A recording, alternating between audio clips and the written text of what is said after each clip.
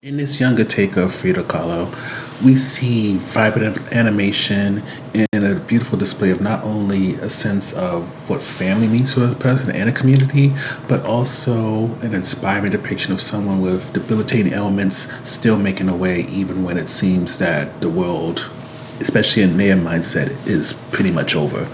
So to summarize Hola, it focuses on her childhood from about 6 to 18, right before she met Diego Rivera and her life with him began. And with that, there's a strong focus on the community that raised her, the family members who helped molded her, and also just different challenges she had to overcome, from polio to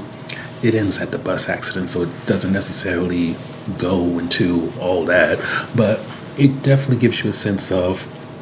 what it took to make her an icon in various means. So getting to the view section, the top highlight for me is just how much of an inspiration it could be for kids who are dealing with different ailments. For example, Frida contracted polio when she was young, and that led to her being sick for weeks on end, her being able to walk got a little bit difficult. And I feel like, in many ways, with the art style of this and also the way it handled these certain topics, it almost felt like it was a PBS type of special, and it just gave you a sense that it's supposed to be both something that parents can enjoy with their children and children can enjoy on their own, in terms of seeing this person deal with these issues, being supported by family, even if it's just her little sister missing her. And you see them figure out ways to navigate different type of things, sometimes without adults having to get involved. Like, for example, Frida has the issue of not being able to run and play, and she has this knee brace on, and with that she gets teased and get called chicken legs, or at least chicken leg. And what makes it interesting in how she turns this, she kind of notes that everybody has the same look to them. Some people look kind of like giraffes and looks like other different animals, and she finds a way to embrace that. And again, it kind of gives you like PBS, Sesame Street, we're all different, and all these differences are a beautiful thing, but I feel like it gives a different take than sometimes what Sesame Street does, in terms of bringing a special episode, a special puppet on, because these are actual people, so there's not that separation like you usually get with Sesame Street. So getting to the next highlight, it's definitely going to be the animation for it. I appreciate that it's not some ultra realistic or stylized DreamWorks or Pixar type animation, but at the same time, it's not something like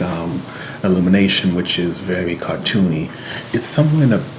it feels very much like a modernized PBS Kids type of animation, which makes it so it not only brings nostalgia for someone who's a millennial like me, but also can be approachable for kids who are Gen Z, Gen Alpha, and stuff like that. And I would even add in, when it comes to certain aspects of it, like when it decides to kind of shift animation styles, when we see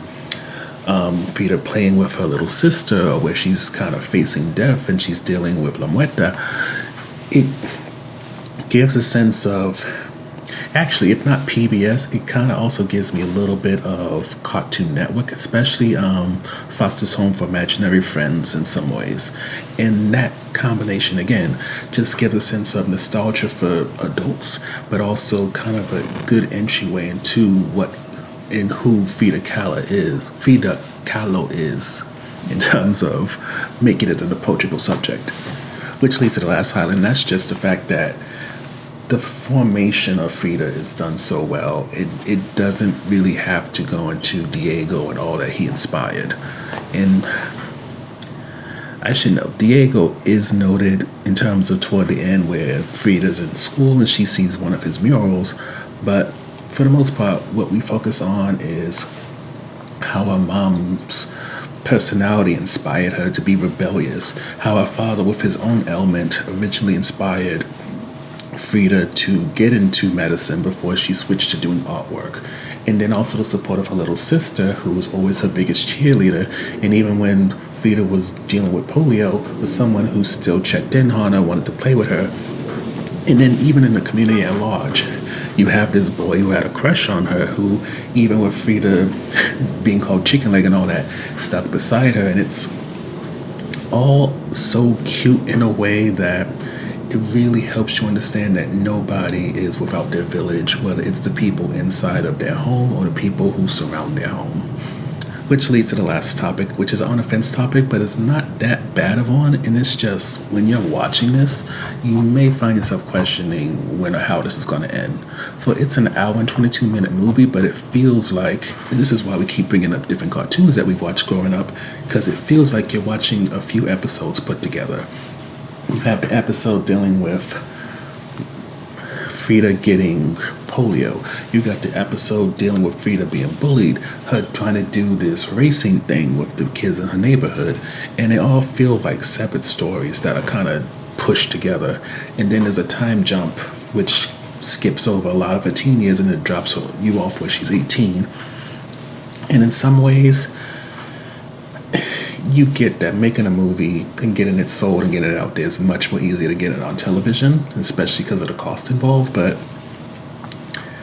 this really does feel like something that could and should, as it gets massively released, get chopped up into like mini-sodes and put up on PBS, put up on, I don't know if I really want to put it in the Disney machine, but if it does end up in that way, at least it becomes accessible. So it's like,